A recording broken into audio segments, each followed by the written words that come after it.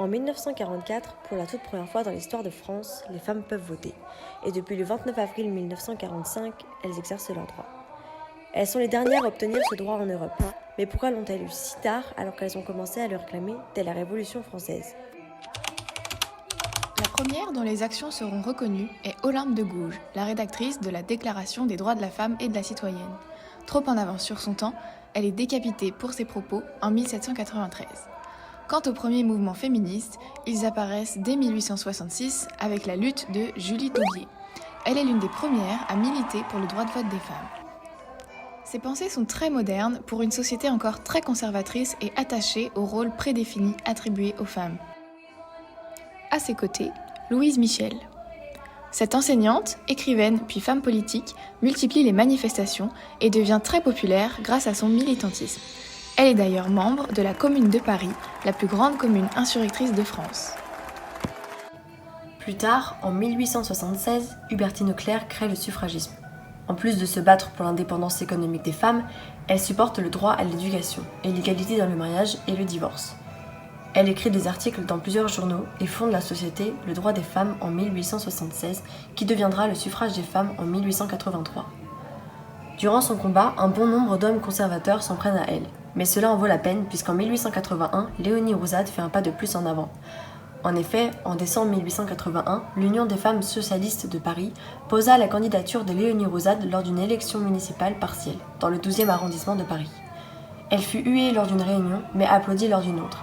Elle recueillit 57 voix sur 1122 votants, soit 5%.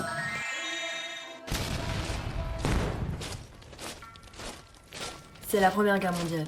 3,7 millions d'hommes sont mobilisés. Les femmes remplacent les hommes au travail. Elles ramassent les foins, labourent et sauvent les récoltes. Elles sont recrutées chez Citroën et Renault pour fabriquer des armements. De nombreux pays accordent le droit de vote aux femmes à cette période. Mais en France, toutes les lois sont refusées par le Sénat. Ils considèrent que faire voter la femme ne ferait que renforcer le pouvoir de l'Église, car elle se ferait influencer. Pour eux, la gente féminine doit rester à la maison et s'occuper des enfants. De plus, si elles peuvent voter, elles peuvent aussi se présenter aux élections. Cependant, les femmes sont considérées comme trop fragiles pour cela. En 1936, Cécile Brunswick. Jeanne Lacorre et Irène Joliot-Curie entrent au gouvernement, preuve que les femmes peuvent exercer des responsabilités. Cette première eut une portée symbolique considérable. Il faut cependant rappeler que ces trois femmes ne prirent jamais la parole. Leur présence fut donc muette, ce qui ne veut pas dire qu'elles furent inactives. Après la démission du premier gouvernement Blum en juin 1937, les ministères de la fin de la Troisième République ne comportent plus de femmes. Léon Blum lui-même, dans son deuxième gouvernement, ne renouvela pas l'expérience. En 1939, c'est la Seconde Guerre mondiale. Pour la deuxième fois, les femmes s'investissent et prennent la place des hommes dans la plupart des occupations. En 1944, la France n'est pas encore libérée. L'Allemagne nazie occupe toujours le pays.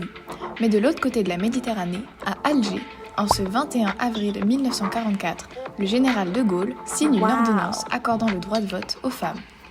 Les femmes pourront exercer leur droit au suffrage pour la première fois dans une France libérée, mais toujours en guerre, lors des élections municipales du 29 avril 1945, puis une seconde fois pour les élections à l'Assemblée constituante organisées le 21 octobre 1945. Elles rejoignent ainsi dans l'isoloir les femmes de Nouvelle-Zélande, d'Australie, de Finlande, de Norvège, du Danemark, d'Arménie, d'Allemagne, des Pays-Bas, des États-Unis, du Royaume-Uni, de Turquie, etc. De nombreux hommes ont participé à l'acquisition de ce droit. Cependant, leurs actions sont passées sous silence, comme par exemple Victor Hugo.